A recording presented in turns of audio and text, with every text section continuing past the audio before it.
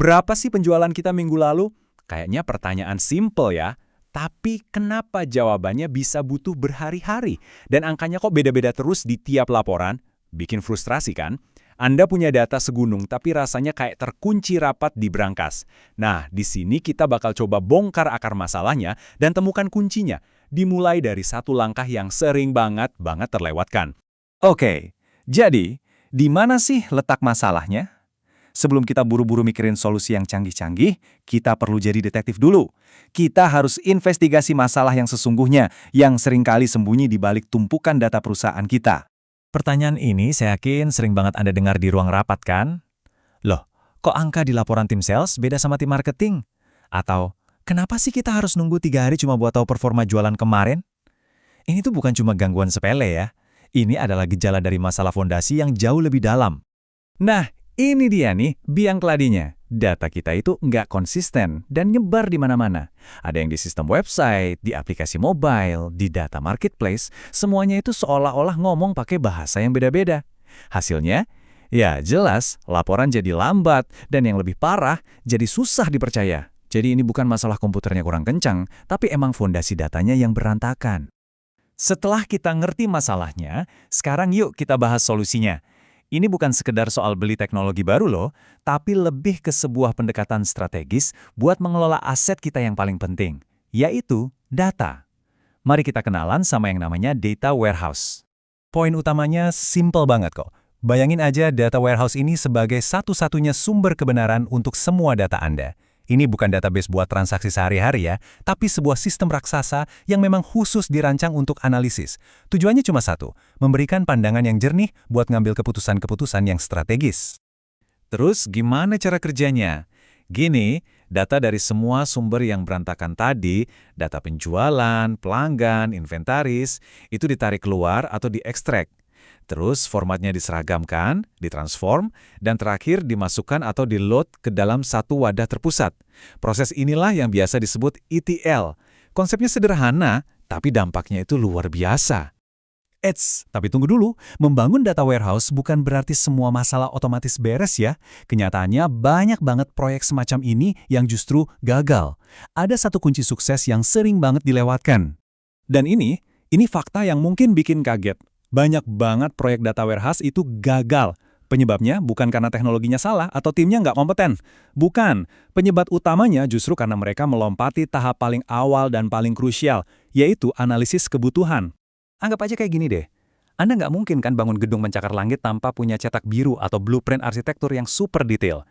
Nah, analisis kebutuhan itu adalah blueprint untuk data warehouse Anda. Tanpa ini, Anda itu sama aja kayak membangun cuma berdasarkan asumsi. Dan itu adalah resep pasti untuk kegagalan. Oke, jadi gimana caranya kita bikin cetak biru ini? Gimana kita menerjemahkan apa yang bisnis mau menjadi sebuah struktur data yang kokoh? Jawabannya ada di 3 konsep kunci ini. Dimensi, hierarki, dan fakta. Kutipan ini benar-benar jadi kuncinya. Tim bisnis itu mungkin nggak akan bilang, saya butuh tabel penjualan dengan kolom produk. Itu bukan bahasa mereka. Tapi mereka bisa cerita panjang lebar soal apa yang penting buat mereka, gimana mereka ngukur kesuksesan, dan dari sudut pandang mana mereka lihat data. Nah, tugas kita di sinilah, jadi semacam penerjemah dari cerita bisnis itu ke dalam struktur data. Pertama, ada yang namanya dimensi. Anggap aja dimensi ini sebagai sudut pandang atau konteksnya. Dimensi ini yang menjawab pertanyaan siapa, apa, di mana, dan kapan. Contohnya, kita bisa analisis penjualan dari sudut pandang, produk, atau pelanggan, atau waktu. Inilah cara bisnis mengiris-iris data untuk dianalisis. Selanjutnya ada hierarki. Ini adanya di dalam setiap dimensi. Hierarki ini ngomongin soal level kedetailan. Misalnya nih, di dimensi waktu, kita bisa lihat data dari level tahun. Terus kita bisa drill down atau gali lebih dalam ke level kuartal, bulan, sampai ke hari.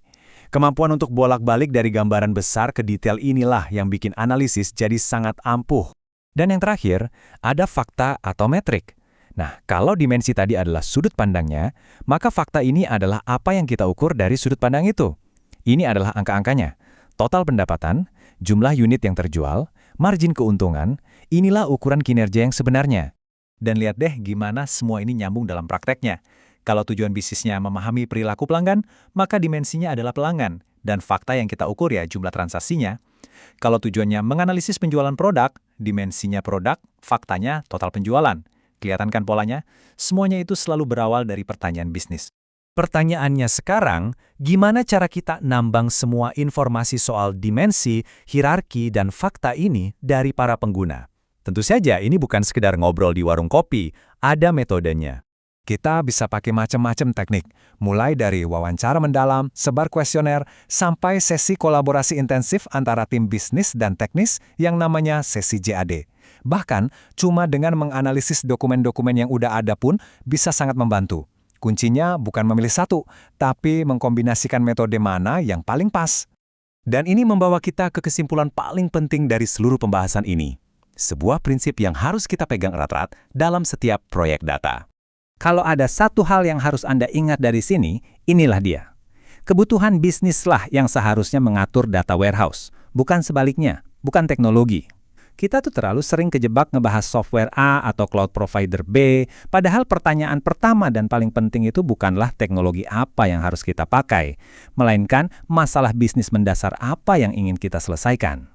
Jadi sebagai penutup, coba deh renungkan pertanyaan ini. Sebelum Anda berinvestasi besar-besaran pada infrastruktur data yang mahal, pastikan Anda sudah melakukan investasi yang paling penting duluan, yaitu investasi waktu untuk benar-benar memahami pertanyaan-pertanyaan bisnis yang paling fundamental. Karena jawaban yang hebat itu selalu dimulai dari pertanyaan yang tepat.